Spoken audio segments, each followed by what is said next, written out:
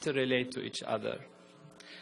One great character of the Ramayana, which I'm sure everyone likes to know, and I promised one of our doctors before the meeting to talk about, is Hanumanji.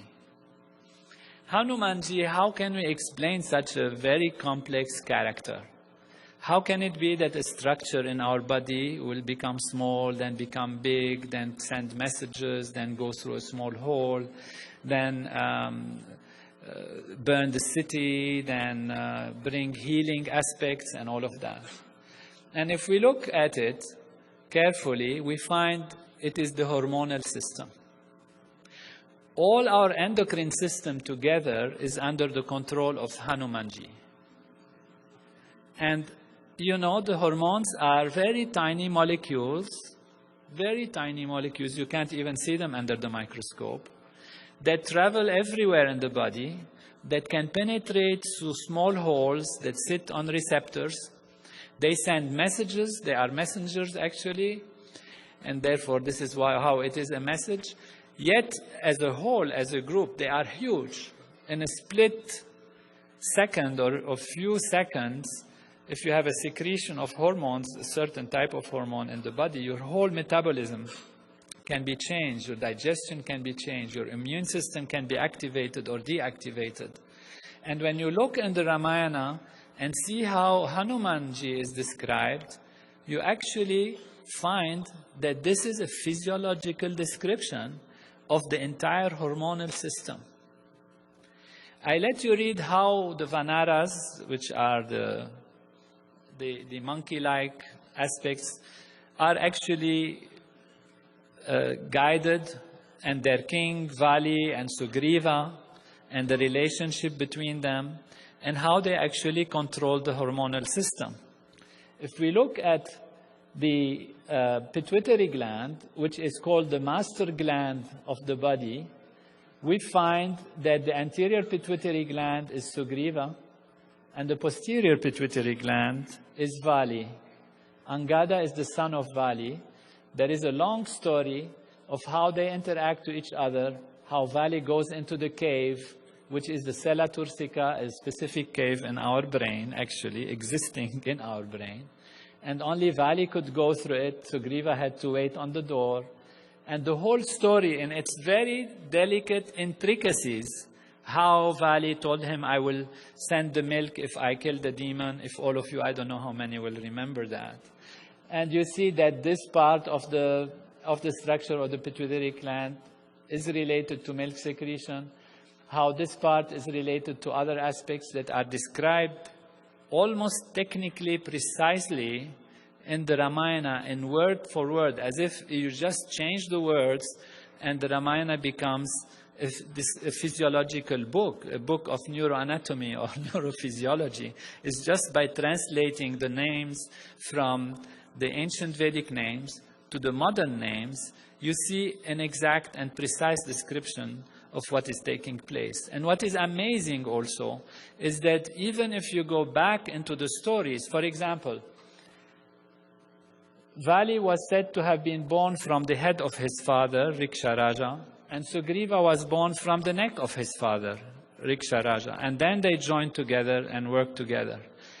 All those who know embryology, or remember something of it, we know that the posterior pituitary gland actually comes from the neural tube, which is from the head.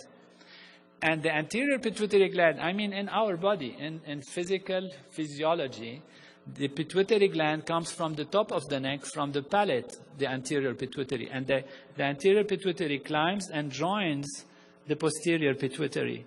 So when it's said in the Vedic literature, in the Ramayana, that Riksharaja's head, from his head came Vali, and from his palate or from his neck came Sugriva, it's an actual, precise description of how the structure actually developed, how they joined together.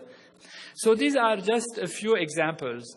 The time doesn't allow us to go into it. Ramayana is so delightful. We could spend the whole night talking about Ramayana and certainly seeing how it connects to our body. But that's the point of the evening today, is to give us an idea of how actually we are Veda, in a physical way, how Ram is within us, Sita within us, Hanuman, Ravana also somewhere, and how they all interact, and how the story of the Ramayana is the story of our own development and our growth in higher states of consciousness, and how by actually achieving enlightenment and higher states of consciousness, we understand all the developments of the Ramayana taking place within us. This is the story of how creation is made, how life is made, how our body is made, how our society works, and how our universe works. This knowledge, which comes from direct experience, is perfect and complete knowledge. If we go back in history, what was the reference for action, the reference for thinking, for behaving? It was self-referral, pure knowledge. Today, modern science has given us a lot to improve our life. We have cars, we go to the moon, we fly fast, etc. But we always refer in our actions, in our politics, in creating our laws, in our decision-making, to our self-referral values within us. We refer to what we know best to do. And that is because our physiology is also an instrument of knowledge that when perfected and when awakened in all of its values, it can know everything, it can be everything, and it can live life in perfection. You have that knowledge. Your tradition, your ancestors, your parents have upheld that tradition for generations and generations. And today it's only because modern science had advanced enough that we can truly recognize the value of this knowledge. However, if I'm here for anything, is to share this with you and truly to have the opportunity to thank you and thank Veda Bhumi Bharat, Deva Bhumi Bharat,